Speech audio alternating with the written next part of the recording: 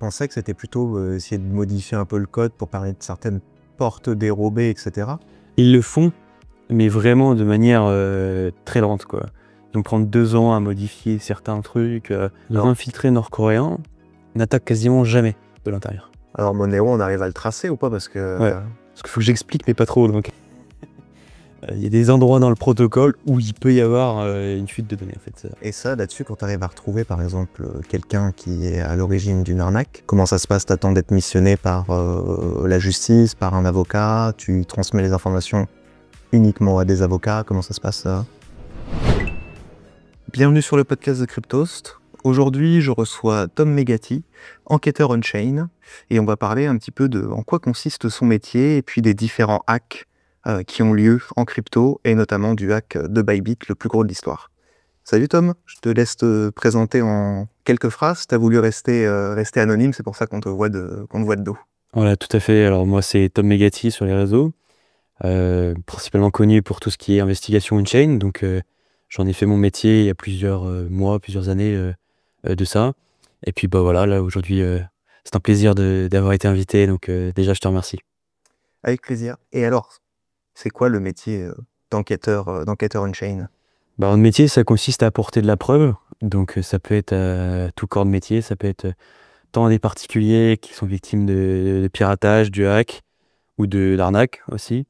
Aussi à tout le personnel juridique, donc ça peut être des avocats qui nous contactent pour des clients, ça peut être des magistrats qui nous contactent pour un dossier qu'on a déjà en cours, ça peut être plein de choses, ça peut être des policiers qui nous contactent. C'est vraiment très large. Voilà, donc ça répond vraiment à un besoin croissant de tout ce qui est la crypto-monnaie, comment on l'utilise, comment on la trace, et voilà. Ok, ça va d'un panel assez large, j'imagine, c'est-à-dire l'arnaque assez classique, un scam, à un exploit, comme on dit, une exploitation d'un bug sur un protocole DeFi, ce genre de choses-là. Ouais, tout à fait, ouais, c'est vraiment très, très large, hein. On a, comme tu le disais très bien, on a du petit banditisme avec du phishing, des choses comme ça, des petits virus ou malware qui sont envoyés sur des victimes avec des PDF ou des choses comme ça, jusqu'à, comme on le dit, des États qui vont, comme par exemple la Corée du Nord, avoir des équipes complètes de dizaines de personnes pour attaquer des protocoles et vider les caisses, quoi. Donc c'est vraiment très, très large en termes de personnes qu'on a devant nous, en termes de criminels, quoi, entre, comme je disais à l'instant, du petit banditisme jusqu'au gouvernement, quoi. Ok. Est-ce que tu peux revenir un peu sur une de tes journées type, par exemple? Comment est-ce que les gens te contactent? Comment est-ce que tu choisis de prendre telle ou telle affaire? Et puis après, si tu peux un peu rentrer un peu plus dans le détail sur un exemple d'affaire, tu pars d'où pour aller jusqu'où et un peu les différentes étapes, les différents cheminements? Bah, alors la petite daily routine, est finalement assez basique, je pense, de tout métier, du tertiaire, quoi. C'est, les mails le matin, ensuite on va faire tous les appels de vente le matin en général. Et puis moi je préfère travailler le soir ou en fin d'après-midi, donc le soir en fin d'après-midi, je vais faire toutes les investigations. Et après, en général, les investigations s'étalent sur plusieurs jours, donc il y a des jours où je vais passer une journée à faire un rapport parce que, trouver de la preuve, c'est bien, pouvoir l'expliquer, de manière très simple, très vulgarisée, c'est aussi très important pour que tout le monde puisse le comprendre. Et j'ai oublié ta deuxième question, je veux que tu la répètes. Et du coup, comment ça se passe un petit peu quand tu te lances dans une enquête? C'est quoi le point de démarrage? C'est quoi le point de chute? Le point de démarrage, ça peut être, une transaction frauduleuse et un petit peu, voilà, c'est quoi les différentes étapes, outils? Alors sans que tu dévoiles évidemment toutes les techniques, mais comment est-ce que tu arrives à faire pour partir d'une transaction, pour arriver à dire: «Bah, c'est tel bonhomme qui a volé, tant de millions, tant de centaines de milliers de dollars ou d'euros en crypto»? Bah, souvent, moi je fais beaucoup de B2C, donc business to consumer, donc ça va être des clients particuliers, soit contactés par le biais d'avocats. Moi je suis contacté par le biais d'avocats ou par des clients. Et donc, ça va être, voilà, j'ai investi dans telle crypto-monnaie, il y a plus rien, il y a plus de site, il y a plus de Discord, le Telegram a disparu, qu'est-ce que je fais concrètement? Donc là, on va essayer de récupérer. Donc souvent, je récupère l'adresse du wallet, de la victime.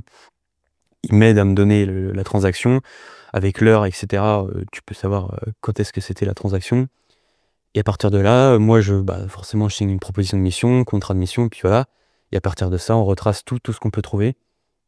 Donc ça va aller de la transaction, donc on-chain, voir ce qui s'est passé, qu'est-ce qui se passe, est-ce qu'ils sont déjà en train de blanchir de l'argent, ou est-ce qu'au contraire, l'argent, elle a été mise sur la pool de liquidité, elle bouge pas, et auquel cas, il peut y avoir des événements à l'intérieur de la team auxquels on ne sait pas trop ce qui se passe. Donc c'est plein d'informations comme ça qu'on va essayer de comprendre déjà qu'est-ce qu'est l'intention du criminel. Est-ce que ça va être de blanchir tout de suite? Enfin, tu sais, il y a pas mal de cas de figure possibles. Et à partir de là, après, là, j'investigue. On va essayer de retrouver des preuves, des ambitions finalement des personnes. Qu'est-ce qu'ils veulent faire avec l'argent? Est-ce que, comme je disais à l'instant, c'est de les blanchir? Est-ce que ça va être de les cramer pour faire des activistes? On a vu ça, des projets d'activistes, par exemple, qui s'amusaient à cibler avec de la publicité des personnes spécifiques pour que ces personnes spécifiques-là puissent rentrer sur le protocole. Et eux s'amusaient à cramer 75% du solde en crypto parce que voilà, ça les amuse, quoi. Donc, c'est... Et quel genre d'activiste Bon, c'est jamais, hein. De toute façon, après, ça, c'est... Dire, moi, je vais pas plus loin, c'est-à-dire que je dis aux clients, écoutez, là, malheureusement, ils ont cramé les fonds. Si je je peux pas pouvoir faire grand-chose de plus. Donc, souvent, les activistes qui vont brûler de la crypto-monnaie, il y en a de moins en moins, mais à l'époque, il y en avait beaucoup. En 2019-2020, il y en avait quand même plus qu'aujourd'hui. Et voilà, après, malheureusement, on peut pas faire grand-chose dans ces cas de figure-là. Après, quand l'argent est blanchi, forcément, là, c'est là que ça devient intéressant, parce qu'on a tout le levier des outils, tout le levier de la connaissance pour aller chercher et comprendre la stratégie de blanchiment derrière et aider la victime par le biais de son avocat, et donc aider aussi les forces de l'ordre sur où est-ce qu'on peut aller chercher les fonds, est-ce qu'on peut aller réussir à bloquer sur des CEX. Donc des CEX, pour ceux qui ne sont pas initiés, ça va être tout ce qui va être Binance, Bitget, Gate, FTX à l'époque, et dire attention, là on a une adresse, hop, vous bloquez, vous blacklistez, et nous on vous apporte la preuve dans les prochains jours, quoi. Ok. Et tu me disais aussi que de temps en temps, tu peux aller jusqu'à essayer de retrouver l'identité réelle de ces personnes-là. Il n'y a pas uniquement du traçage de fond, tu as aussi réussir à mettre une tête sur une adresse, quoi. Ouais, bien sûr. Alors là, on est sur des techniques un peu plus poussées, forcément, pour des prestations forcément plus grosses, plus importantes. Et puis ça se fait aussi dans un cadre souvent très, très précis, parce que je vais pas dire au client, voilà, moi je peux retrouver la personne si je sais que les transactions vont partir dans des pays asiatiques, Corée du Nord, Russie. Enfin, voilà, c'est que des fois il y a des cas où c'est peine perdue. Et c'est vrai qu'il y a des cas, par contre, sur du petit banditisme comme on a un peu en France, des cas de phishing, etc., où on peut retracer plutôt assez facilement les acteurs derrière. Ok. Et ça, là-dessus, quand tu arrives à retrouver, par exemple, quelqu'un qui est à l'origine d'une arnaque, comment ça se passe? Parce que j'imagine que tu livres pas l'identité comme ça à la personne qui s'est fait arnaquer, parce que potentiellement pourrait avoir des représailles contre la personne qui effectue cette arnaque. Comment ça se passe? T'attends d'être missionné par la justice, par un avocat? Tu transmets les informations uniquement à des avocats? Comment ça se passe? Légalement, il y a un cadre juridique, et notamment un protocole très très fixé. La première, c'est d'abord le dépôt de plainte. Tant qu'il n'y a pas de dépôt de plainte, moi je peux rien faire, en fait. Dépôt de plainte, c'est ce qui va nous assurer que la bonne foi, en fait, si tu veux, de la victime, qu'on sache que voilà, elle fait pas n'importe quoi, et que si c'est, par exemple, si tu es face à un criminel qui veut faire ce qu'on appelle du doxing, le criminel, il sait qu'il peut pas aller porter plainte, parce que s'il porte plainte, il y aura une investigation par les policiers, et le gars va avoir des problèmes. Donc quand on est une victime, et d'ailleurs je recommande à tous ceux qui nous suivent, hein, c'est première chose à faire, c'est absolument d'aller porter plainte et d'y mettre au moins la transaction, voilà, tout ce que vous pouvez, mais au moins qu'on puisse caractériser et cibler très précisément la source de l'arnaque, pour que nous, après, avec toute l'équipe juridique, les avocats, etc., on puisse compléter le dossier au fur et à mesure, ou faire escalader le dossier avec en justice. On peut faire escalader le dossier avec des constitutions de partie civile, par exemple, pour avoir plus de crédit, finalement, aux yeux de la justice. Ok. Et toi, tu travailles avec des enquêteurs sur le terrain, des détectives privés. Toi, tu vas sur le terrain, ou toi, tu restes, on va dire, sur tout ce qui est l'environnement numérique? Alors légalement, en France, on est plutôt limité à tout ce qui va être sur Internet. Et il y a deux statuts vraiment très importants à ne pas confondre. C'est le statut de détective privé et le statut de enquêteur privé. Alors, c'est pas le bon terme, ça serait plutôt enquêteur au SINT, voilà. Et le détective privé dépend du ministère de l'Intérieur. Donc ils ont une carte, comme un agent de sécurité, comme un avocat, ils dépendent d'une organisation, d'un ordre en fait finalement. Et nous, on est enquêteurs au SINT et on n'a pas encore d'ordre ou de structure autour.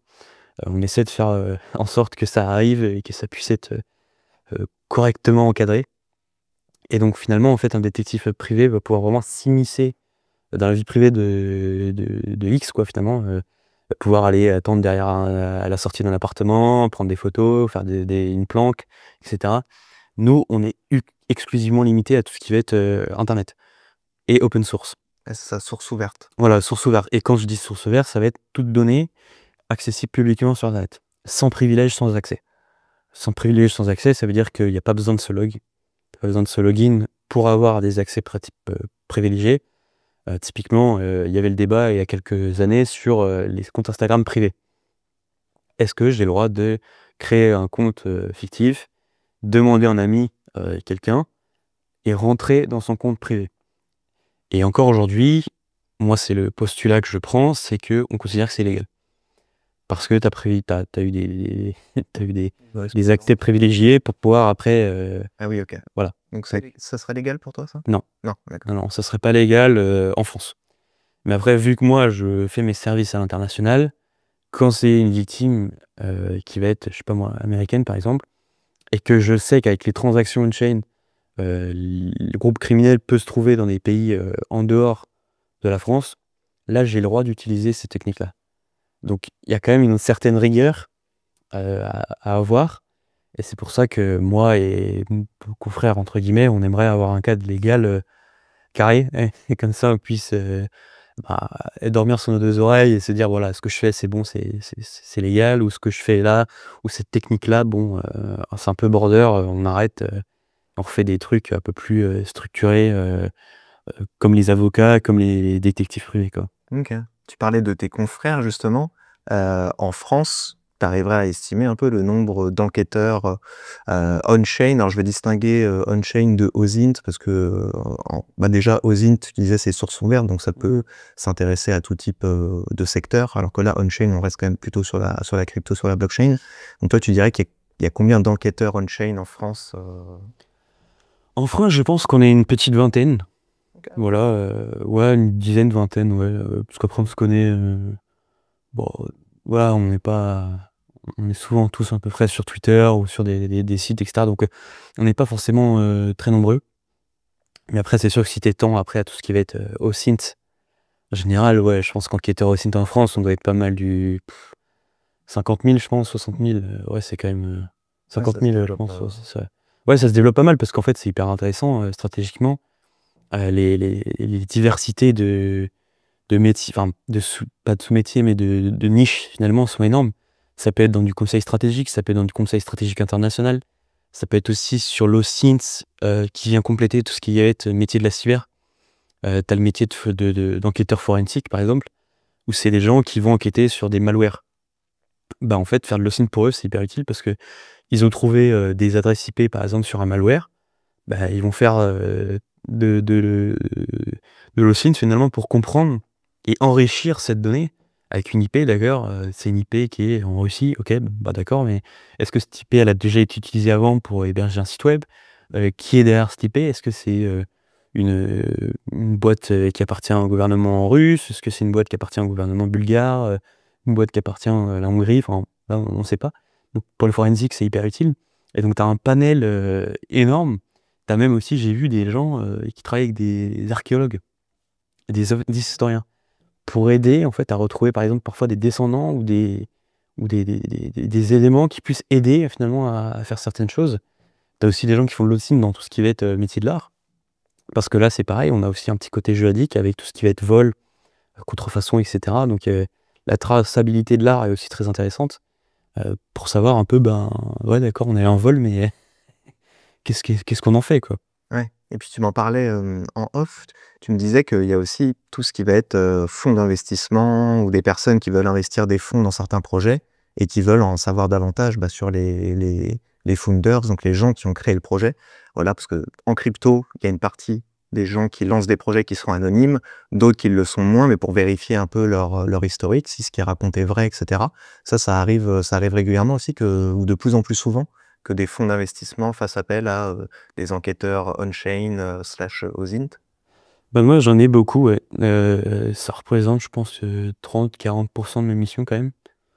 Justement, des fonds d'investissement. Alors là, on n'est pas du tout sur le même. Déjà, on est sur du B2B, un business to business. Donc, on est vraiment sur des gens structurés, machin, etc. Et qui ont parfois des doutes sur des investissements et qui me demandent de l'aide sur des choses souvent très précises. Ça va être tel développeur, voilà, on a des doutes sur le fait qu'il puisse appartenir à des branches Corée du Nord ou qui pourraient être subventionnées parce que dans un ancien projet, il a donné des accès, etc. Donc, sur des trucs très très précis ou sur des projets spécifiques, comme tu le disais à l'instant, voilà, on voudrait investir dans ce projet-là, mais on a vu tel élément qui me font dire que c'est un petit peu bizarre. Donc moi, je les aide volontiers. Et encore une fois, dans un cadre uniquement open source. Donc, vu qu'on a uniquement le cadre open source pour nous, des fois, il arrive que je trouve rien. Donc, je leur dis, voilà, là, vous avez la solution. Moi, open source, c'est une solution rapide et qui te permet de, de, de ratisser finalement une surface très large. Et parfois, je leur dis, il n'y a rien. Donc, allez voir un cabinet de détective privé pour investiguer si le projet est en France ou aux États-Unis, quoi. Mais quand il n'y a rien, c'est généralement bon signe ou Ah bah non, mauvais? il n'y a pas de. Quand il n'y a rien, il n'y a rien. Donc, Historique, on ne sait pas ce qu'il a pu faire. donc ça, doit être- ça ne détériore pas l'avis qu'ils ont du projet, mais ça ne l'améliore pas non plus. Donc, finalement, ça ne les aide pas forcément. Mais après, moi, comme dans tout rapport, il y a peut-être un élément que moi, je vais leur donner. Mon rapport, ils vont l'envoyer à un détective privé en Suisse, aux États-Unis, au Luxembourg, en France ou je ne sais où. Et peut-être que le détective va réussir à enrichir l'information que j'ai trouvée pour trouver un autre élément, puis un autre élément, etc. Donc, c'est aussi le rapport, c'est aussi un élément très important en fait pour les gens, parce que c'est une petite ligne, une petite information donnée peut derrière débloquer des perspectives de fou, parce que ça peut aider un détective, ça peut aider un avocat, ça peut aider un juriste, ça peut aider plein de gens. Donc, c'est très intéressant. Ouais. Et c'est déjà arrivé que suite à une de tes investigations, un fonds dise finalement on n'investit plus dans le projet, ou ils se sont rendus compte qu'ils avaient investi dans un projet qui était une arnaque, entre guillemets. Moi, je demande pas, parce que je considère que ça me regarde pas en fait. Bon voilà, si vous voulez investir, c'est très bien, mais en fait, un rapport, c'est pas un conseil d'investissement. C'est-à-dire que moi, j'ai finalement pas d'intérêt en fait à savoir finalement s'ils ont investi ou pas, parce que ça peut biaiser finalement les prochaines investigations ou biaiser certaines techniques où je peux me dire tiens c'est bizarre, il peut y avoir un biais là-dedans, et puis aussi parce que c'est leurs affaires et souvent fonds d'investissement ils vont pas te dire dans dans quel projet ils ont investi et si oui ou non ils ont investi, donc Ah oui, ouais, c'est vrai que toi, tu sais même pas. En fait, tu as juste un nom ou un pseudo, et toi, tu te focalises là-dessus, mais tu sais pas forcément à quel projet c'est rattaché ou. moi j'ai deux éléments. Souvent dans le mail, c'est le point de départ et une brève ligne directrice. On va être un Twitter, bon voilà, hop, j'ai ce Twitter là, alors souvent c'est un Twitter d'un projet, hein, ça c'est très sûr, et une ligne directrice, donc ça va être 3-4 phrases, ou des fois un paragraphe, ou des fois un PDF, une pièce attachée pour aider, et on voit ça, hop, voilà. Et après on fait la mission, je leur rends le rapport, et le rapport doit être le plus objectif possible, le plus neutre possible, avec tous les éléments de manière le plus stoïque possible, tu vois. Et puis après, hop, je leur envoie, et après, c'est arrivé, oui, que j'ai des en fonds, je pense notamment à un gars qui est business angel aux États-Unis, qui a un fonds de private equity qui fait un peu les deux. C'est-à-dire en perso, il fait tout ce qui est crypto, mais en pro, il a sa boîte de private equity pour faire tout ce qui est financement fiat, etc. Enfin, sur le marché fiat, etc. Et oui, lui, par exemple, il m'a dit un an après, tiens, merci, sur tel projet, j'ai investi, et voilà, je suis sorti au bon moment, parce que j'ai eu l'info que tu m'avais donnée. Donc c'est bien, mais après, bon, tu le sais pas dans les semaines les semaines à venir, quoi. Ok. Et donc là, tu disais, on t'envoie un Twitter, par exemple. Est-ce que tu peux nous dire un peu les grandes phases, voilà, sans rentrer trop en détail? Tu as le Twitter. Qu'est-ce que tu en fais? Tu regardes un peu l'historique de ces pseudos Twitter, si ça a changé. Tu regardes un peu ces anciens tweets qui auraient pu être supprimés. Qu'est-ce que tu peux regarder un peu rapidement, que tu peux nous dire? Tu poses une bonne question, là. Non, après, il y a des techniques, ouais, je peux pas trop pas dévoiler, mais après, forcément, depuis un Twitter, il y a plein d'éléments. Peut-être celui que je pourrais dire, c'est aussi tout ce qui est éléments syntaxiques. On a la chance au cours des dernières années d'avoir un anglais, par exemple, qui se complexifie. Et c'est-à-dire dans les années 2000, par exemple, tu avais un Américain avait un anglais propre à lui. Maintenant, dans l'américain parlé aux États-Unis, tu vas avoir des influences de l'anglais british, des mots français qui arrivent aussi dedans. Et donc, pour dire une même chose dans les années 2000 aux États-Unis, aujourd'hui, tu as plusieurs manières de le dire, comme nous en français. Et à partir de ça, tu peux retrouver, par exemple, certaines manières de parler ou de s'exprimer, par exemple, dans d'autres sphères. Donc, tu peux faire des parallèles. Tu veux dire sur des messages, sur des forums Voilà, sur les forums. Et tu peux faire des parallèles, vérifier. Il y a aussi tout le jeu des abréviations. Peut-être pour ceux qui connaissent le FYI, enfin, For your information, pour voilà, l'information. FY, voilà, FYI et FR par exemple, for real. C'est des petits éléments, mais quand tu creuses et tu creuses et tu creuses, et aussi que tu peux potentiellement, si tu es motivé, automatiser tout ça avec l'IA, les poids, les transformers, enfin plein de leviers qui peut être à disposition et qui peut être à disposition. Tu peux automatiser certains trucs et savoir en fait les tics de langage, les retrouver quoi. Ok. Et du coup, toi, tu as une théorie sur Satoshi Nakamoto? Ouais, j'avais vu pas mal de trucs intéressants. Je ne sais plus le nom du gars qui avait bossé sur Alors ça avait explosé, je crois, il y a quelques mois, j'ai oublié le nom. Mais je ne saurais plus, mais sincèrement, je pense qu'il... Back ou Non, c'était Lance Saman peut-être un nom comme ça, ouais. qui s'est suicidé? Mm. Parce que il s'est suicidé en 2011, je crois. Ouais, Peu de temps. oui, voilà, c'est ça. Ouais, c'est lui. Il a fait le papier, il est mort 3 ou 4 mois après. Ouais, il me semble qu'il a fait. Ouais, Ouais, ouais. c'est ça. Et je trouve que la théorie sur lui est plutôt bonne par rapport au portrait qu'on avait sur le blog. Je crois qu'il y avait un portrait de lui qui avait été fait sur un bloc, pas le bloc de Genèse, mais il Je avait. crois que c'était en hommage à lui quand il s'est suicidé. Il y a des gens, il y a des mineurs qui ont fait Voilà. qui ont mis un portrait à lui dans la Donc, blockchain Bitcoin. ouais, donc moi je pense qu'en vrai il est décédé. Et au final, je me dis, bon, peut-être que c'est pas plus mal parce que on le voit par exemple avec Ethereum, ça devient compliqué parce que ben, Vitalik, il est là, il y a... c'est Tu peux compliqué. toujours avoir un moyen de pression, entre Voilà. guillemets, même si normalement le réseau, on va dire, est décentralisé. Si tu enfermes ou si tu arrives à manipuler l'homme fort, on va dire, ou la tête, le créateur, bah, ça peut entraîner effectivement des conséquences assez importantes Ouais, c'est ça. sur le réseau. Et puis ouais, on l'avait vu, moi, enfin, moi j'ai connu Ethereum en Proof of Work. Et maintenant que c'est passé en Proof of Stake, Proof of Stake, ça veut dire quoi? Ça veut dire que tu peux avoir un traçage des IP, ça veut dire que tu peux... Enfin, l'aspect qu'on avait un peu à l'époque qui était sympa, quoi, qui était un peu décentralisé, mais complètement, quoi. T'avais 500 euros, tu mettais ton rig de minage et voilà, c'était sympa, quoi. Là, maintenant, c'est sur du Proof of Stake, il faut avoir, je crois, c'est 32 Ethers.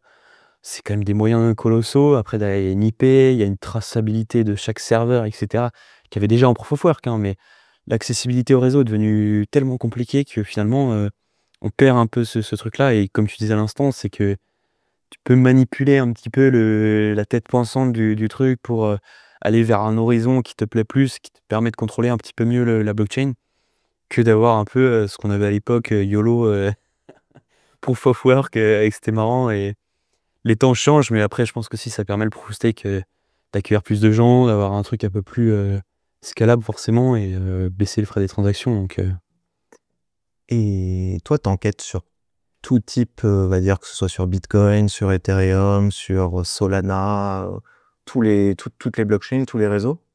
ouais, même Monero. Même Monero? Ouais. Alors Monero, on arrive à le tracer ou pas? Parce que... Ouais. Ah ouais? C'est traçable? Ouais, Monero, il y a des... De manière fiable? Ouais, quasi pas presque à 100% en fait. Il y a des points en fait dans le protocole. Il y a des points en fait de certains endroits dans le protocole où si t'es comment dire, Parce qu'il faut que j'explique, mais pas trop. Donc, il y a des endroits dans le protocole où il peut y avoir une fuite de données, en fait. Ok. Légère soit-elle, mais fuite quand même. Déjà exploité par certains outils comme Chain Analysis Alors, et autres, je pense. exploiter, le terme exploiter peut-être un peu fort, mais tirer avantage de ça, ouais. Chain Analysis, ouais. Ils avaient. Je pense que beaucoup de gens le savent, mais Chain Analysis, en fait, avait fait en interne une vidéo de promotion de leur outil Token Reactor ou Reactor, quelque chose que ça s'appelait. Et ils expliquaient dans cette vidéo-là comment ils faisaient pour désanonymiser Monero. Sauf que cette vidéo a été téléchargée et après elle a été publiée sur des torrents. Donc tout le monde l'a partagée. Et cette vidéo-là, moi je l'ai, enfin tout le monde l'a, tous les investigateurs on-chain l'ont. C'est un peu, voilà, c'est un peu le truc qui nous fait marrer de voir cette vidéo et de se dire. Mais parce que c'est vrai ou parce que... Ouais, ça marche toujours. Alors que... Ça marche toujours, leur technique fonctionne toujours. Après, bien sûr, c'est conditionné à certains moyens physiques et matériels. Mais oui, la technique fonctionne toujours. C'est pour ça qu'ils ont fait supprimer. Je crois qu'ils ont fait supprimer la vidéo. Et je crois que le mec qui a fait publier la vidéo était sur la sellette où il a failli se faire virer parce qu'ils ont partagé des. Bah ouais, c'est une des techniques qui vaut le plus cher. Donc, c'est. Ouais. Ça fait mal. Tu as déjà utilisé, toi d'ailleurs, des outils de chain analysis ou de concurrents? Il y a, en France, je crois qu'il y a Scorechain, etc., qui proposent des outils ou Elliptic, il me semble. Ouais, il y a les petits, il y en a pas mal, hein, mais ouais, non, moi je suis pas de.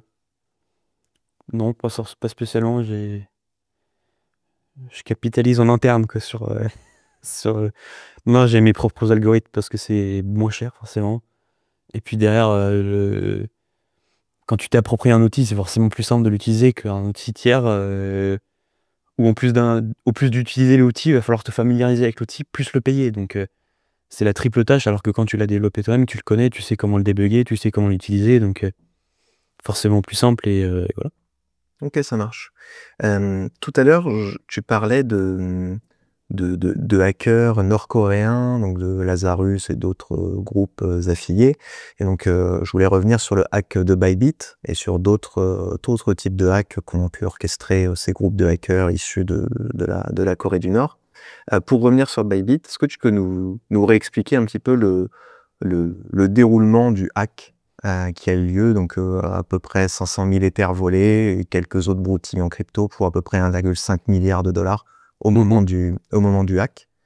Est-ce que tu peux revenir un petit peu sur le déroulé? Ouais, alors on va juste introduire un petit peu avant le principe de fonctionnement un peu des CEX. Donc CEX, ça va être tout ce qui va être en fait c'est un logiciel que vous utilisez qui est comme une banque. Voilà, donc il y a Binance et il y a Bybit. La plateforme centralisée d'exchange. Plateforme centralisée d'exchange. Et toutes ces plateformes-là doivent avoir une sécurité qu'on appelle le multisig. Donc, ça existe aussi en DeFi, mais là on va rester sur tout ce qui va être CEX. Et le multisig, ça permet quoi? Ça permet à au moins 2 personnes, 3 personnes ou plus de signer une transaction et de la valider. Ça permet juste d'éviter qu'une personne qui est sous emprise, je sais pas moi, tu vas au boulot demain, je te mets un flingue sur la tempe, je te dis signe la transaction pour que tu vides les comptes. Ça évite ça, en fait, ça permet d'éviter l'extorsion, etc. Et voilà. Sauf que. Ou qu'une machine soit compromise. Voilà, bien sûr, une machine, c'est encore plus simple, une machine soit compromise, voilà. Et Bybit utilise Safe. Safe, c'est une solution qui est assez connue, qui est utilisée dans pas mal de protocoles, etc. Et Safe ont déployé leur solution sur un serveur pour Bybit. Donc c'est un serveur qui était externe à l'entreprise. Serveur externe, ça voulait dire que c'était dans le cloud, si tu veux. Donc déjà, AWS, je crois. Voilà. Déjà, là, il y a quand même un truc assez bizarre, c'est de mettre une solution de sécurité dans le cloud, c'est-à-dire accessible depuis Internet. Certes, avec certaines sécurités, etc., mais déjà, là, il y a un truc bizarre. C'est-à-dire que Bybit ne maîtrise pas l'infrastructure derrière. Derrière, c'est AWS. AWS, leur but, c'est de faire de l'argent. C'est pas que ton serveur soit sécurisé. À moins que tu payes pour une service de sécurité, le but d'AWS, c'est de vendre un serveur. C'est tout, point barre. Donc déjà, là, il y avait quand même un truc assez bizarre, c'est de mettre une solution safe en dehors de l'infrastructure de Bybit sur un serveur AWS. Bon, pourquoi pas, mais déjà, là, c'était bizarre. Et ce qui s'est passé, c'est qu'il y avait une vulnérabilité sur le serveur en question avec l'application Safe. Et les Nord-Coréens, ce qu'ils ont fait, c'est qu'ils ont attaqué ce serveur-là et utilisé... Intermédiaire d'un ingénieur safe, je crois qu'ils ont réussi à compromettre une machine, un ordinateur d'un ingénieur Ouais, en fait, safe. ils ont réussi à avoir l'information chez Safe qu'il y avait des serveurs là. Donc ça veut dire que déjà chez Safe, il y a des personnes qui sont compromises, qui savent où se situent les serveurs Safe des CEX. Et ces serveurs-là, ils savaient qu'il était là. Et en fait, qu'est-ce qu'ils ont fait Bybit, c'est qu'ils ont voulu, je crois que c'était du chaud vers le froid, ou du froid vers le chaud. Non, ils ont voulu déplacer des fonds froids vers le chaud. Donc ils ont voulu signer ce contrat-là via justement l'application Safe. Et sur Safe, en fait, ils n'ont pas vérifié le hash de la signature. En fait, ils sont ce qu'on appelle du blind signing, c'est-à-dire que c'est comme envoyer un mail sans le relire, quoi. Tu signes le truc sans le vérifier. Et en fait, derrière, ils ont pu vider les... Après, si j'ai bien compris, quand même, l'information qui était envoyée sur l'interface de Safe était correcte, mais en fait, c'est dans l'arrière-boutique où ils avaient changé l'adresse de destination. Mais ils avaient réussi à compromettre, je crois, justement l'interface. Ouais, le front-end de l'application était bon. Mais en fait, c'est bien le problème de Safe, en fait. C'est là que Safe a pas été bon sur leur communiqué Twitter, de dire oui, machin, enfin, ils ont fait une langue de bois, etc. Mais il y a vraiment un problème, en fait, finalement, dans le protocole Safe, c'est-à-dire qu'en fait, entre le back-end de l'application, c'est-à-dire l'arrière et le code même de l'application Safe, et ce que va avoir l'utilisateur ou l'administrateur des fonds, ça peut être... Ouais. ça peut être Il y avait, médical. je crois, 3-4 personnes qui signaient, dont le CEO, il me semble, de Bybit. Ah ouais. Donc, ils ont quand même vérifié que l'adresse de destination des fonds était la bonne, mais ils n'ont pas vérifié, c'est ça que tu dis, les hexadécimales, Ouais, en fait, normalement, sur n'importe quel protocole, RSA, SHA-256, etc., on te dit, enfin, moi, quand j'ai fait des études en informatique, etc., on te dit, non, tu vérifies pas sur l'interface, tu vérifies toujours sur le protocole en lui-même. Et un protocole, normalement, c'est sécurisé, hein. T'as des signatures. En fait, ce serait comme te dire, tu fais un protocole qui est sécurisé, et derrière, tu fais confiance à une solution qui est pas sécurisée. C'est-à-dire du front-end, c'est pas... Ouais. C'est facilement... Ce qu'ils auraient dû faire, c'est quoi? C'est au moins avoir plusieurs interfaces différentes, peut-être une de Safe, une autre interface où il fallait regarder une ledger. derrière. En fait, sur une ledger, tu sais, parce que ta clé privée, c'est à toi, et tu le sais. Et sur une ledger, ça a été conçu pour. Ledger ils sont vraiment forts là-dedans. C'est que la clé que tu vois, normalement, est bonne, en fait, si tu veux. Donc, compromettre une ledger, c'est bien plus compliqué, voire même impossible, que de compromettre un site qu'une façade. Donc moi, je suis très surpris de ça, c'est-à-dire que j'ai un peu de mal à comprendre déjà pourquoi c'est sur une interface AWS et c'est pas chez eux, dans un truc qu'ils maîtrisent, un environnement déjà qu'ils maîtrisent, parce que ça veut dire que tu le vois, enfin je veux dire, c'était une attaque JavaScript, je crois, donc avec un peu de moyens, je pense que tu vois, avec déjà des solutions qu'on peut trouver pour 3 000, 5 000 euros par mois, déjà, il aurait cramé le truc. Donc, je trouve que c'est dommage. Ça manque de moyens, je pense, quand même, quand tu signes une transaction à 1 milliard, t'es censé, je pense, avoir quand même une équipe de cyber qui est à moitié, qui prête, quoi. Je veux dire, c'est quand même pas rien, 1 milliard. Parce que l'attaque était spécifiquement ciblée sur Bybit, il me semble. C'est ça, ils ont intégré le truc 48 heures avant et ils l'ont supprimé quelques minutes après. Ah ouais, non, c'était... Pour essayer d'effacer les traces. Ah oui, c'est très, très bien orchestré, mais ça montre aussi que ils sont face à un coffre-fort, mais ils savent ce qu'il y a dans le coffre-fort. Et où est le coffre-fort? C'est-à-dire que c'est du très très grand banditisme, c'est des gens, en fait, c'est des gouvernements, donc ils savent parfaitement ce qu'ils font et ils savent comment y aller. C'est comme les mecs qui braquaient les banques, etc. Avant, ils savent le butin qu'il y a dedans, ils savent comment y aller, ils ont toutes les informations. Donc quand tu as toute l'information, que tu sais, je pense quasiment certains qui savaient quelle version web était déployée sur le safe, et en fait ils peuvent faire des essais, en fait. C'est-à-dire que ces gouvernements-là, et sur les très gros groupes cybercriminels, quand ils attaquent des choses ciblées comme ça, ils reproduisent, en fait, chez eux ou dans une infrastructure qui leur appartient, l'environnement complet pour le tester et être sûr que janvier, il y a pas de, enfin, ça se paye pas, quoi. Donc, Ouais, ils s'entraînent quoi sur ah ouais, ils le testent. test. Ouais. Et enfin, moi, je suis quasiment convaincu que c'est ce qu'ils ont fait, en fait, Lazarus, c'est que ils avaient toutes les infos. Le gars de chez Safe, à mon avis, il y a un gars de chez Safe qui est compromis. Ils ont tout essayé, vérifié aux petits oignons qu'il n'y ait pas de problème, etc. Puis quand ils envoient, merci, bonsoir, quoi. Quand tu dis compromis, tu penses volontairement ou involontairement? Ah non, je pense que ouais, il y a des infiltrations de personnalités nord-coréennes ou de personnes proches du pouvoir nord-coréen chez Safe ou dans un environnement proche de chez Safe, en fait. Parce que ça me fait justement penser à quelque chose. J'avais vu un tweet de Paul Frambeau de Morpho Ouais. qui disait qu'ils avaient déposé une offre d'emploi pour un développeur, je crois, alors je sais plus si c'était back-end, front-end, peu importe. Et il disait que sur les 30 interviews qu'il avait fait en ligne, il avait détecté la moitié des des personnes générées par IA qui se faisaient passer pour des développeurs alors qu'ils étaient basés d'après lui, en Corée du Nord. Tout ça avec objectif effectivement certainement d'infiltrer certains protocoles, que ce soit dans la finance décentralisée ou ailleurs, pour ensuite essayer de trouver des brèches pour essayer de voler, de commettre un hack. Ouais. Ah ouais, c'est ça, c'est hyper compliqué. Et surtout, c'est que ça va même plus loin que ça. C'est que euh, les infiltrés nord-coréens n'attaquent quasiment jamais de l'intérieur. C'est-à-dire que c'est le loup dans la bergerie, mais déguisé en mouton. C'est-à-dire qu'il va rien se passer. Le loup n'a plus de dents. Par contre, c'est un loup.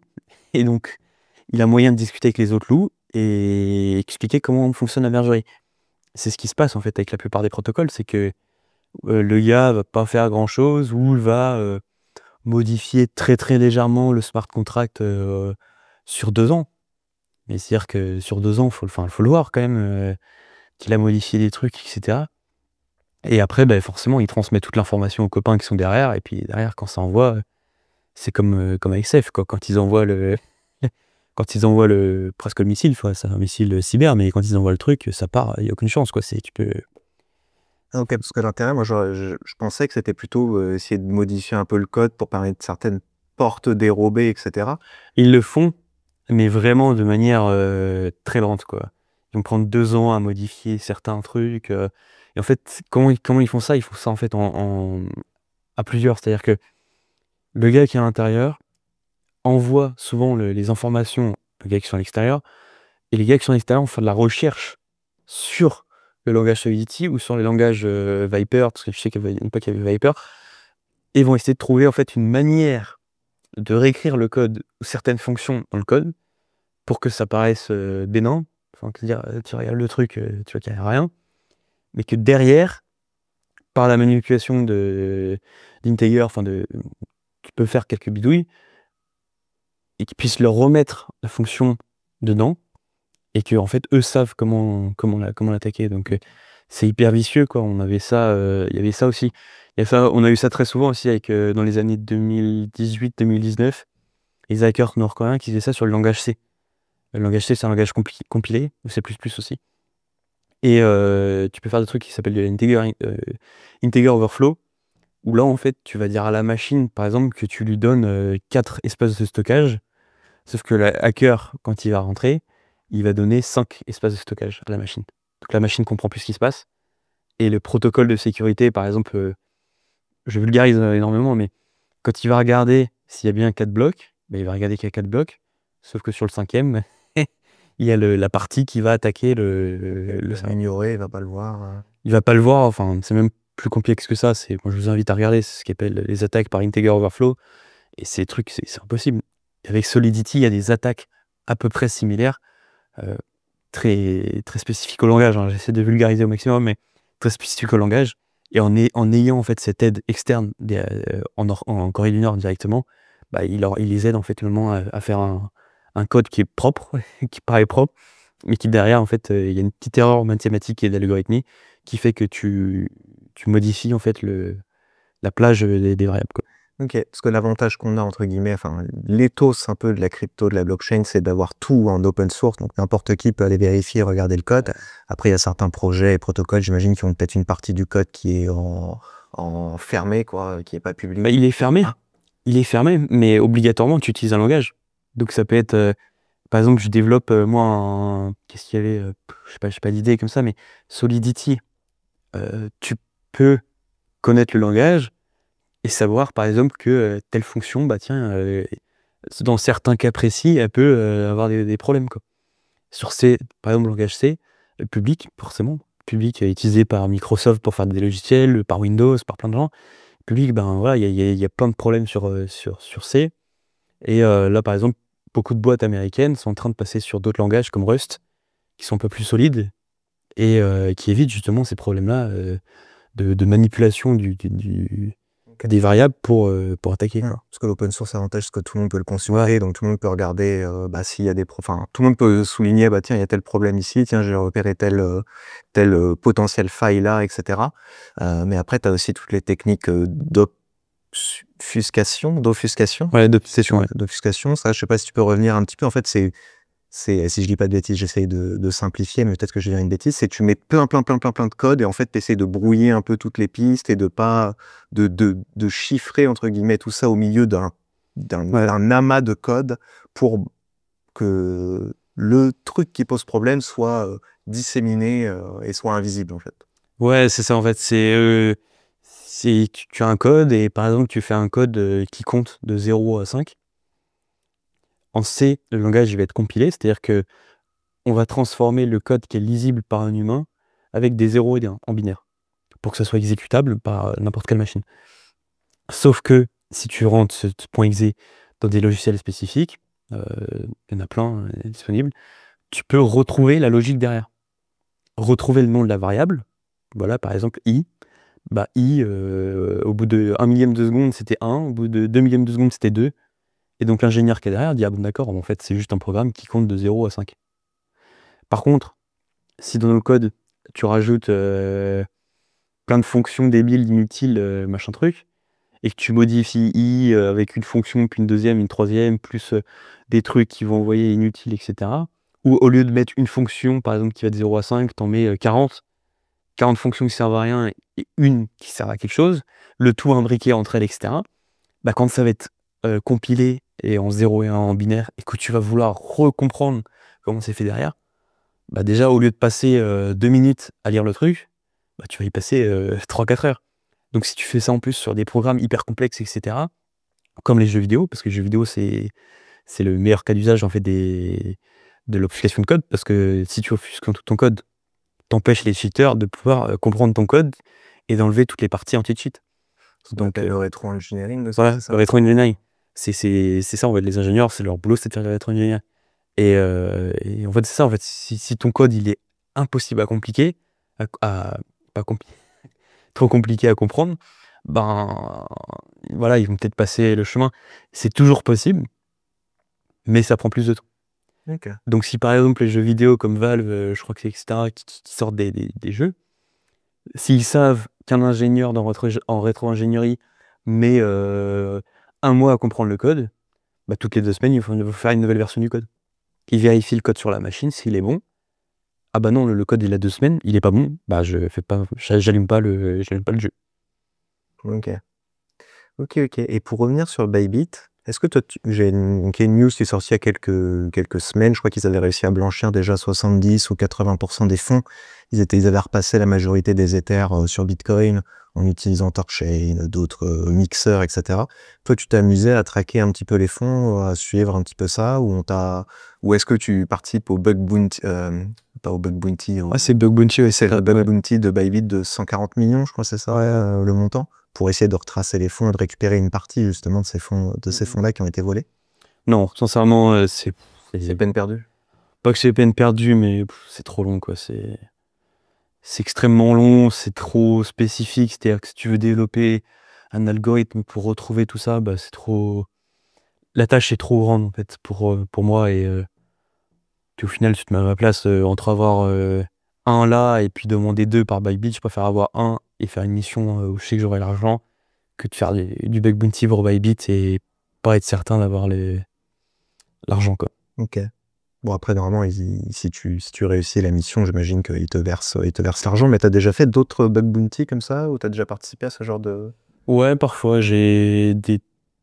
Bon, peut-être un grand mot, bug bounty, mais oui, des gens qui me contactent, ça peut être n'importe où, des protocoles DeFi, ça peut être un peu partout.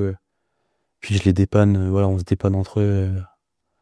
Voilà, c'est des petites missions, mais c'est des trucs qui me prennent pas tant de temps que ça, mais c'est juste mon expertise leur permet de les dépanner sur une demi-journée, et voilà, ça me dérange pas et ça me fait plaisir d'aider aussi, quoi. Ok. Et d'ailleurs, des fois, il y a des protocoles DeFi ou des sociétés qui te missionnent, par exemple, pour essayer de les infiltrer, pour sensibiliser leurs employés à différentes méthodes, à faire attention à telle chose, pas ouvrir de pièces jointes, pas faire de visio où on te dit, bah tiens, télécharge ce document, tiens, je t'envoie ça, regarde ça, installe tel truc. Ça, je le faisais dans mon ancien métier, entre guillemets. Mais maintenant, non, non, non. C'est vraiment, en fait, tout ce qui va être vraiment très proche des gens, très physiques, vraiment, enfin, physique, c'est vraiment exclusivement pour ce qu'on appelle les pentesters. Donc, c'est un métier à part entière. Tu peux revenir juste sur ce que c'est, Ouais, pentester? pentester, c'est le métier de hacker éthique. Donc, en fait, le boulot de pentester, c'est hacker éthique et spécifiquement missionné pour rentrer dans des infrastructures ou dans des entreprises. C'est leur seul boulot. Donc ce que tu disais, c'est vraiment uniquement pour les pentesters ou les détectives privés. Nous, quand on fait de l'OSINT, t'apportes cette preuve-là à un magistrat, t'as un problème à 6h le matin, le lendemain matin, quoi. C'est illégal, quoi. Faut pas faire ça, quoi. Donc c'est bien fait en France, t'as des ordres pour tout. Donc nous, on sait qu'on a le droit de faire que tout ce qui est open source. Ok. Et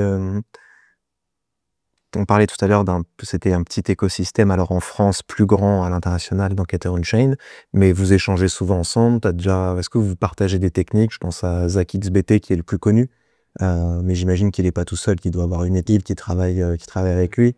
Il y a eu des rumeurs comme quoi il était français, etc. Mais vous échangez, vous parlez, vous donnez des techniques. Est-ce que des fois vous travaillez sur les mêmes dossiers et vous partagez de l'information? Pas tant. ZachXBT, pour répondre, il est américain, hein, donc voilà. Puis ZachXBT, il y a beaucoup de réseaux. Voilà, il a un réseau tentaculaire. C'est un réseau monstrueux. Alors, il connaît beaucoup de gens qui vont être au FBI, qui vont être dans des postes très intéressants. Et donc, lui, il a finalement une expertise. Et après, il travaille avec son réseau, des gars qui connaissent chez Binance, des gars qui connaissent chez KuCoin, etc. Qui lui permet en fait d'avoir une force de frappe qui est hyper rapide. Ouais, il dit bloquer telle adresse et puis comme ça, telle adresse Ouais, c'est ça. Donc c'est pour ça que moi je fais beaucoup moins de threads en fait pour retrouver des fonds, parce que moi j'ai aucune chance en fait. Un gars comme lui qui a des informations sur les comptes Binance, KuCoin, etc. Bah il va à une vitesse de fou. Donc plus qu'il y a certaines plateformes comme TRM qui ne payent pas, etc. Donc c'est pour ça que je fais beaucoup moins de threads publics, parce que c'est compliqué de rivaliser, enfin pas forcément de rivaliser, mais d'apporter des informations intéressantes aux gens quand derrière tu as quelqu'un comme ça qui est juste brillant, parce qu'il a le réseau, il a les outils dernier cri, qui paye pas et enfin voilà. Donc il faut aussi savoir lui donner la couronne de laurier, et voilà, il fait son truc, c'est super, et puis ça aide tout le monde, et voilà, quoi. Ok. Bon, du coup, tu as suivi, j'imagine, l'affaire avec de l'enlèvement de David Ballan et de son épouse et la demande de rançon à Éric Larchevêque, donc cofondateur de Ledger. Est-ce que tu peux nous en dire un petit peu plus sur comment est-ce que ça s'est déroulé? Ouais, ça s'est déroulé finalement assez vite, hein. Il a été enlevé, je sais plus, mardi, je crois. C'était un mardi, et sa femme, je crois que c'est même été enlevée aussi. Alors déjà, c'est une très mauvaise idée, parce que maintenant que les technologies crypto et que l'environnement évolue, il y a de plus en plus de multisig, donc plusieurs personnes doivent signer la transaction pour faire bouger des fonds. Et en plus de ça, souvent les wallets, etc., sont dans des banques ou des endroits très sécurisés. Donc finalement, c'est juste la pire cible possible. Puis là, bon, il ne s'attaquait pas des débutants Voilà. en plus. Puis David Ballan, c'est quelqu'un qui a apporté énormément techniquement à Ledger. Donc en fait, c'est juste la pire cible, que ce serait vouloir voler un coffre-fort avec le mec qui a inventé le coffre-fort, quoi. C'est juste la pire idée.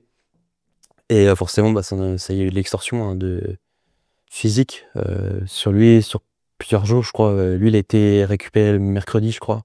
et sa femme le jeudi. Donc jeudi, ça fait 48 heures. C'est particulièrement traumatisant, je pense, comme expérience. Et après, bah forcément, il y a eu la coopération des forces de l'ordre, du parquet de Paris, je crois. Non, c'était pas le parquet, c'était le parquet de la ville dans lequel ils étaient, je sais plus le terme. Mais ça allait très vite parce qu'il y avait le GIGN, le RAID et le ComCyber. Donc le ComCyber, c'est les gendarmes du cyber. En France, ils sont nombreux et bah, grâce à eux, finalement, ils ont pu être retrouvés. Donc non, j'espère qu'il va mieux et que c'est ça s'est apaisé un peu sur toutes ces envies, je pense, des criminels de s'attaquer à des gens comme ça, parce que on le voit, ça mène à rien, quoi. Donc Soit tu as déjà échangé justement avec les gens comme Cyber, ils sont assez calés, j'imagine, sur tous les sujets crypto, chiffrement, cryptographie. ah ouais, j'avais déjà. Alors moi, je les connais pas personnellement, mais je suis de temps en temps sur des salons, etc., ce qu'ils font et tout. Et franchement, ouais, on avait un retard colossal et ils ont rattrapé tout ce retard en un temps record avec des recrutements monstrueux. J'avais vu sur LinkedIn, ils recrutaient à balle, donc c'est super, franchement, qu'on puisse enfin être équipé de gendarmes du cyber, parce que moi, je me souviens en 2010-2015, t'avais des affaires de fou. Et il y avait personne pour les traiter, parce que bah, il y avait personne, à part à Paris, potentiellement, je sais pas, à la DGSI ou des trucs comme ça, où il pouvait y avoir des unités vraiment spécialisées sur la cyber très pointue. Il y avait personne. Donc là, c'est super, quoi, qu'on puisse enfin avoir des forces qui sont adaptées à la cyber et particulièrement à la crypto, quoi. Ok. Et d'ailleurs, c'est intéressant, toi, tu fais ça depuis combien de temps? Donc, depuis combien de temps tu peux te dire que tu te considères comme étant un enquêteur on-chain? Professionnellement, je fais ça depuis 2 ans et passionnément depuis longtemps. Longtemps, moi j'ai découvert la crypto en 2018, j'ai commencé à investir en 2019 et voilà, donc moi j'ai connu le proof of work comme je disais tout à l'heure, c'était Et comment tu as vu évoluer un peu les techniques ou les cas un petit peu pour lesquels les gens viennent te voir?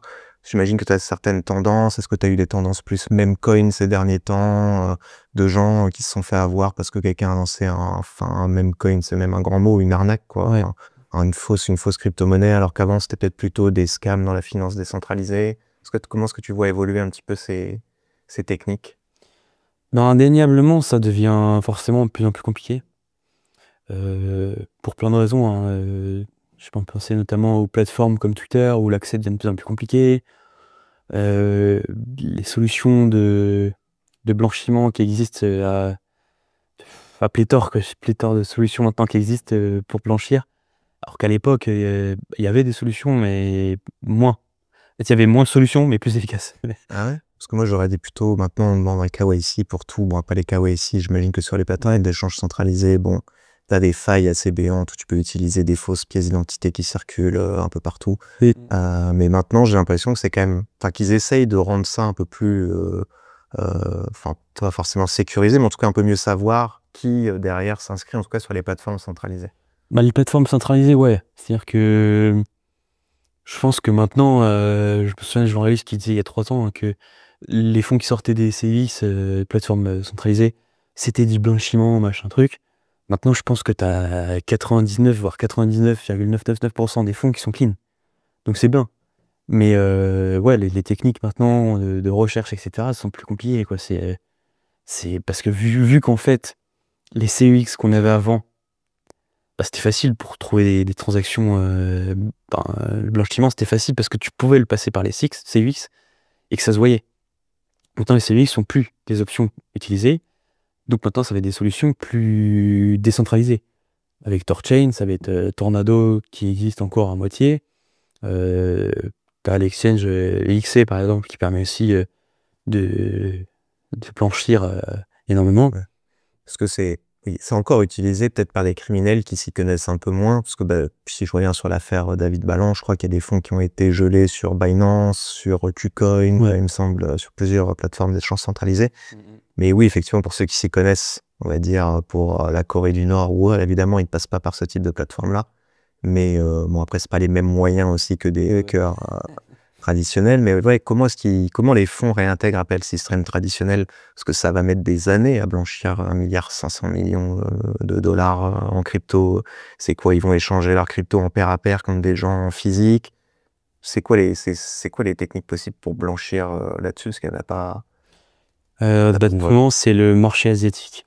En Occident et aux États-Unis, on a des modèles financiers qui sont quand même extrêmement robustes, où la compliance, c'est-à-dire le fait d'être en conformité, c'est le mot d'ordre. Dire, en Occident et aux États-Unis, il vaut mieux ne pas accepter une transaction que tu trouves bizarre que de l'accepter pour faire de l'argent dessus. En Asie, c'est un peu différent, surtout je pense au Laos, je pense à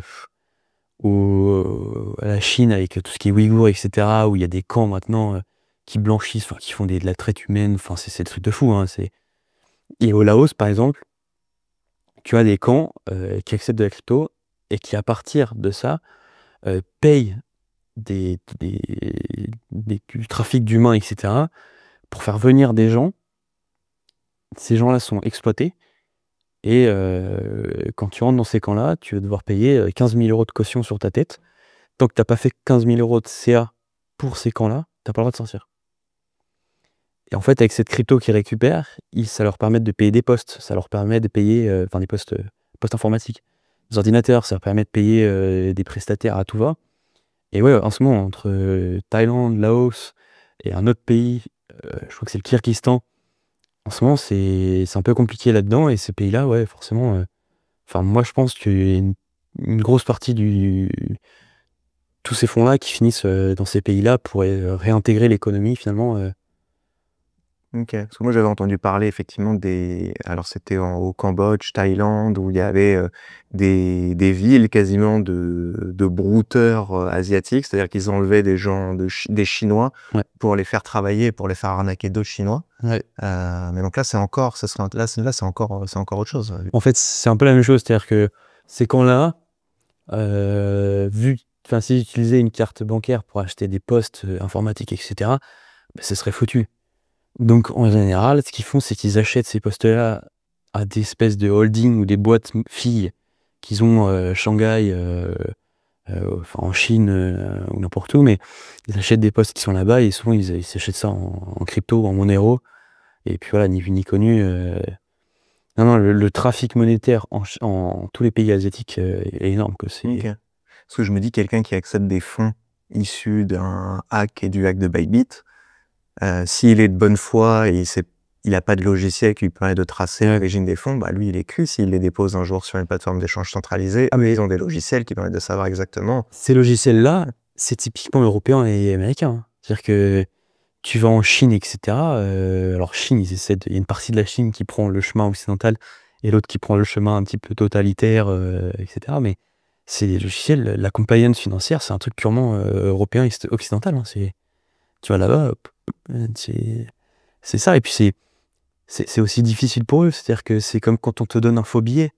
Qu'est-ce que tu fais Est-ce que tu fais l'aveugle et dire ah mince, je savais pas, et puis tu le remets en service parce que c'est 500 € et 500 € t'en as besoin? Ou est-ce que tu en as bonne foi et tu vas voir la Banque de France, tu donnes le faux billet et t'as perdu 500 €? Donc c'est toujours cette question-là de blanchiment, quoi. Ces pays-là, c'est extrêmement compliqué. T'as beaucoup de gens qui meurent de faim, t'as pas d'argent, etc. Donc c'est comme tout, quoi. Tu prends un billet et qu'est-ce que tu fais, quoi. Donc Ouais, tu me diras, si ça reste dans leur circuit à eux qui est un peu qui ne va pas vers le circuit européen ou entre guillemets occidental qui est régulé, tant que ça reste là-bas, au final, les fonds ne seront pas forcément bloqués et pourront s'échanger entre différentes plateformes, entre différents gens, différentes personnes, quoi. ouais. Après, c'est tout ce qui est blanchiment comme ça, malheureusement, on ne saura jamais vraiment. C'est tellement tentaculaire. Puis t'as des moyens. Quand t'as 1 milliard, c'est énorme. C'est la quantité de trucs que tu peux faire avec 1 milliard, c'est stratosphérique. Tu peux créer des entreprises partout. Tu peux créer des sociétés écrans. C'est énorme, quoi. Donc on verra, mais à terme, c'est certain que ça va retourner sur le réseau bancaire, traditionnel, quoi. Ok, très intéressant. Et qu'est-ce que tu donnerais comme source, comme livre, comme ressource à lire pour quelqu'un qui veut s'intéresser, se lancer, que ce soit dans l'OSINT ou dans de l'enquête on-chain? Ouais, je pense que même en dehors de l'OSINT, un peu plus large, moi je conseille le livre Data Démocratie, qui est un livre qui coûte une vingtaine d'euros, je crois. Et vraiment, si vous avez aucune base en informatique et si vous n'avez pas de l'informatique, je pense que c'est un très bon livre, un bon départ pour déjà comprendre la valeur de la donnée dans le monde. Parce qu'en plus de ça, Enfin, ça vous permet d'avoir une certaine ouverture d'esprit sur ce qui se passe dans le monde, comment fonctionnent les données, comment fonctionnent les pirates, comment toute cette industrie fonctionne là. Et ça va énormément aider à comprendre les crypto-monnaies. Parce que crypto-monnaie, finalement, qu'est-ce que c'est? Crypto-monnaie, c'est pas un outil de blanchiment. Là où on en est aujourd'hui, c'est un outil expérimental. On est sur des outils expérimentaux qui viennent proposer des solutions à la finance traditionnelle et à voir la finance traditionnelle comment elle répond. Est-ce que ça les intéresse? Qu'est-ce qui les intéresse? Est-ce qu'elles sont intéressées par des technologies de proof of stake? Est-ce qu'elles sont intéressées par plein de technologies? Et Data Démocratie, c'est un livre un peu qui ouvre l'esprit là-dessus. Pour le OSINT, il n'y a pas forcément spécialement de ressources que je conseille. Il y en a, mais j'ai un peu été déçu, donc je peux pas trop les recommander. Le OSINT, je pense que c'est 70-80% de culture générale. Et le reste, c'est de la technique. Voilà. C'est la cyber, principalement les techniques issues de la cyber, de rétro-engineering, comme on parlait tout à l'heure. Mais un gros bagage culturel, ça aide énormément à comprendre les choses, quoi. Pas forcément besoin d'être un développeur ou d'être très technique pour pouvoir Ah non. faire de l'OSINT. Ah non. Et puis, t'as beaucoup... Enfin, pour casser un peu les stéréotypes de genre, t'as aussi énormément de femmes qui font ça. Hein. C'est-à-dire que c'est pas le gros nerd, etc. hein. T'as beaucoup de femmes qui sont pas du tout issues de profils techniques, etc., qui portent pas de capuche, qui ont une vie normale et qui font de l'OSINT toute la journée, quoi. Je pensais que c'était que des gars avec des Ah non, capuches qui faisaient de l'OSINT. Ah non, dans c'est les vraiment... noirs. C'est un métier qui est accessible. Hein, il y a des postes partout, dans le privé, dans le public, ailleurs, partout dans le monde. Donc c'est quelque chose que je peux encourager. Ouais, si vous avez une sensibilité aussi à la géopolitique, il y a des postes intéressants à prendre dans les ministères, etc. Donc il y a plein de choses, quoi. Ouais, est-ce qu'on peut considérer avec le conflit, la guerre en Ukraine, t'avais des personnes, des comptes sur X, etc., qui arrivaient à comptabiliser les pertes de chaque camp avec des chars, des véhicules détruits, etc. Ça, c'est de l'OSINT, en fait. Ouais, complètement. C'est de l'OSINT. Non, il y a une perspective de travail et d'environnement de travail qui est énorme, quoi. C'est super intéressant. Et après, peut-être qu'en autre livre, sur un petit livre de philosophie, ouais, ça aide toujours un peu, mais je sais pas, la philosophie, c'est vrai que ça aide un peu à comprendre les comportements humains, comprendre comment les gens fonctionnent, Parce que le OSINT, comme je disais, c'est pas forcément toujours technique. Et des fois, ça va être profiter d'une erreur d'utilisation d'un criminel pour avoir un peu d'informations. Ouais, de négligence, Voilà. on fait tous des erreurs au bout d'un moment. Et donc, si tu comprends pas la personne que tu as en face de toi, en fait, tu passes à côté de plein d'informations. Et ouais, la philosophie, la psychologie, c'est des trucs qui sont hyper intéressants. Et un peu en plot twist, tu vois. Petite anecdote, t'as énormément de psychologues qui se reconvertissent en OSINT. Parce que t'as un bagage qui est monstrueux.